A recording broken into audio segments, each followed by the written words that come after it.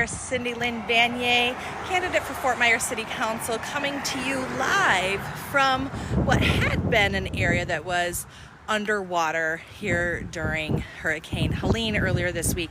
I'm actually standing just outside of First Street and a place called Billy's Creek. Now you may be wondering why I'm here. So of course we saw that there was a lot of damage all over Florida. Storm surge hitting 800 miles of west coast of Florida, including here in Fort Myers. We had around 6 feet of storm surge in the area, including through downtown Fort Myers. So this road that you see here behind me, on the other side of this little bridge, on the other side of Billy's Creek, was all underwater, as was the area on that direction across from the river, which is Dean Park. Now, Dean Park has a lot of very beautiful historic homes that got flooded because the waters had come in from the storm surge. One of the issues that we have in Dean Park is that Dean Park is actually sinking. Yes, you heard that right. Unfortunately, Dean Park is sinking because it was built on a part of reclaimed river here in this side of Fort Myers. We're kind of just on the east side of downtown Fort Myers. So that historic area, and actually all of this, was reclaimed river. So that what that means is that the land underneath was not very stable and it continues to sink. So every time we get these major storm surges come through, this major flooding, more and more homes are seeing more and more flooding more frequently because that area continues to sink and is now actually getting lower in terms of the water level at the river. So the one other thing that I wanted to talk about as I'm standing here, as I was driving around surveying the damage in Fort Myers from Hurricane Helene, is the water is a much bigger issue than even the storm surge, right? Storm surge brings that water into homes and businesses and closes streets like we saw here, damages cars. Actually, if you saw the photo that I shared of a police car that had been flooded out, it was right down the street from here. But one of the big problems that we have here also at Billy's Creek is poop. Yes, you heard me correct. Poop. There are incredibly high fecal matter counts in so many of the waterways right here in Fort Myers. Now, I'll be sharing a little bit later, there is a wonderful graph that is put out regularly by the Colusa Waterkeepers who do testing of the area waterways. And we have so many places that are full of poop, literal shit, you guys, that it's like nobody even seems to care. One of the things is that they're not considered, quote, bathing waterways, like places that you would go swimming, so there's not a requirement for the levels of poop to be known to the public and to be to have advisories put on them, okay? So you may think to yourself, well, that seems silly. Like, shouldn't we have known if there's like poop running in our backyard, right? Like if you'll see here, Billy's Creek goes out to the Caloosahatchee. There's high rises over here and there's a whole community over here. Wouldn't you want to know if there was a body of water with a bunch of shit in it that is flowing in places that you like may walk? By the way, there are people who enjoy kayaking and stuff like that, and they start off in some of these areas as well, unbeknownst to them that they are launching their kayak in a bunch of poop.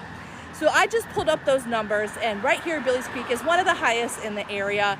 It's got, at last count, over 400, I think it's micro, but I'm not a scientist on this. I'm just an environmental activist. But basically it's got a count of around 400. Essentially anything over 70 is supposed to be closed down to public access. But because this is not considered a place where people would bathe, it just flows and all the poop with it, unbeknownst to the people around them. So I was very concerned actually because my kid's dad lived over here and I was very worried knowing that this area was going to flood. I didn't want them to be here and having to walk through and potentially get some of the illnesses that come with fecal-borne matter, right? Like, I did not want my children to be walking around in flooded basins of shit, if you will. But what I actually just found out from the data from the Colusa Waterkeepers that I pulled up is that one of the worst, actually the worst area right now is right actually over in the fancy part of town by Manuel's Branch. I'm gonna go and do a live over there shortly so you can see what I'm talking about. but their numbers were close to 2,000 to almost 3,000. And that is because there is a huge, there was a sewage leak over there that seemingly continues to affect us. That fella doesn't have a tire on his back. Anyway, as you can see, this is this little thoroughfare is open once again. But one of the things that was startling to me is as I was turning down here, is I could actually smell the poop. Right? Actually, that's very common, by the way, after hurricanes, because hurricanes overwhelm and the storm surge will overwhelm the water lift stations and things like that. There are places where they are not hooked up properly, so you'll actually get the sludge from the storm drains backing up and, like, you know, getting to be really nasty smelling. But you actually also have the overwhelming of the city water supply. So this is something that I'm very concerned about. I'm very concerned that we are, first of all, that we're having so many. We're actually looking at another potential tropical storm coming at us next week, right? I'm very worried that our infrastructure can't handle this. We already know that this is the case, but we're having to deal with already polluted waterways because we do not have proper investment in our sewage system and our water maintenance system. So we have these high fecal counts that are kind of under the radar in Florida because they don't have to be reported because they're not bathing areas. But, you know, when you have areas that are, you know, hundreds of times over what would be a healthy amount of poop for you to sleep in or to swim in, I guess. Like, there's the state of Florida determines that the healthy amount is under, you know, 70 micro amounts, but we have places in the city in the thousands. By the way, Manuel Branch runs right behind Fort Myers High School. I'll be there in just a moment. But I think we have a problem. Like, we have a problem, and we're not paying attention to it. So if you have city officials that are just saying, oh, don't worry, everything's fine, it's not.